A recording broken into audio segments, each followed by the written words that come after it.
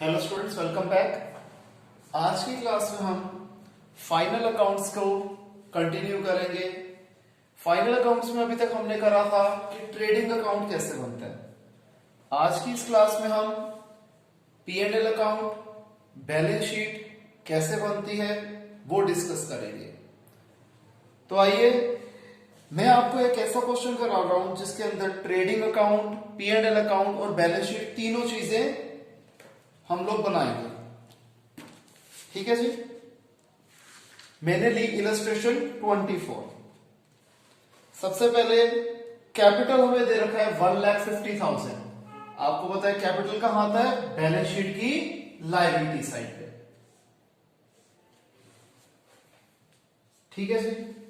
फिर आ गया opening stock 30,000। Opening stock कहां आता है? ट्रेडिंग अकाउंट की डेबिट साइड पे।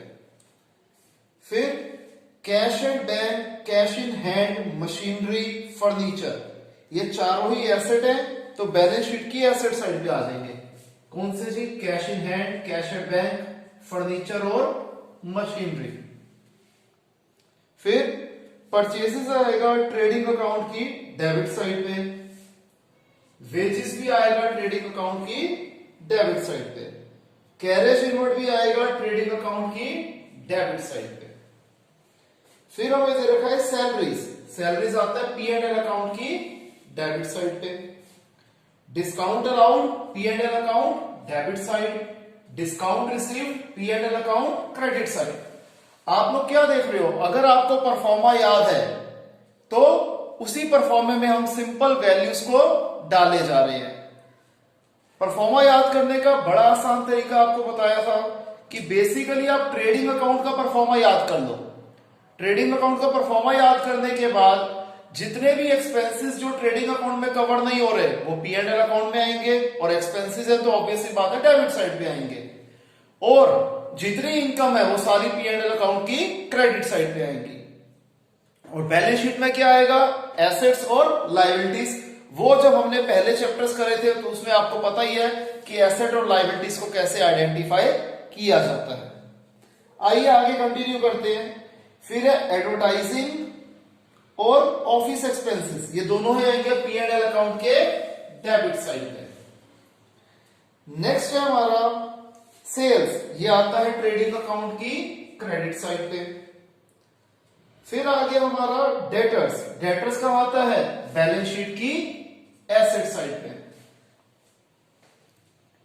इसके बाद क्रेडिटर्स, ये आएगा बैलेंस शीट की लायबिलिटी साइड पे।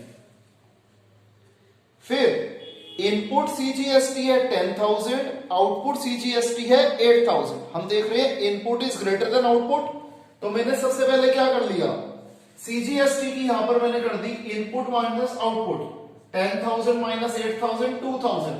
अब स्टूडेंट्स ध्यान रखना, when input is greater than output तो वो फिगर कहां आती है? बैलेंस शीट की एसेट साइड पे आती है। और इनपुट डोमिनेट कर रहा है तो इनपुट के नाम से आएगी, तो हमने क्या लिख दिया? Input CGST। इसी तरीके से अगला है SGST। उसमें भी हमने क्या कर दिया जी? इनपुट माइनस आउटपुट हो रहा है, input is greater than output, 2000 आ गया तो हमने लिख दिया इनपुट CGST, सॉरी SGST। फिर IGST, अगेन IGST में भी इनपुट का जो है वो आउटपुट से बड़ा है, तो क्या आएगा? इनपुट IGST करके हम लिखेंगे बैलेंस शीट की एसेट साइड। लास्ट हमारे पास आ जाता है क्लोजिंग स्टॉक। क्लोजिंग स्टॉक 50,000 है, ये कहां आएगा? ट्रेडिंग अकाउंट की क्रेडिट साइड पे और बैलेंस शीट की एसेट साइड पे। बस अब सारी चीजें हो गई। इसके बाद हम क्या करेंगे? हमने यहां ट्रेडिंग अकाउंट का देखा तो क्रेडिट साइड का टोटल बड़ा था, दोनों साइड लिख दिया वो। डेबिट साइड पे बैलेंसिंग फिगर आ गई टू ग्रॉस प्रॉफिट, जिसको हम ट्रांसफर करेंगे P&L अकाउंट में, वो फिगर यहां पर आ गई। इसके बाद हमने देखा अगेन क्रेडिट साइड का टोटल बड़ा है, वो टोटल हमने कहां लिख दिया? दोनों साइड पे लिख दिया।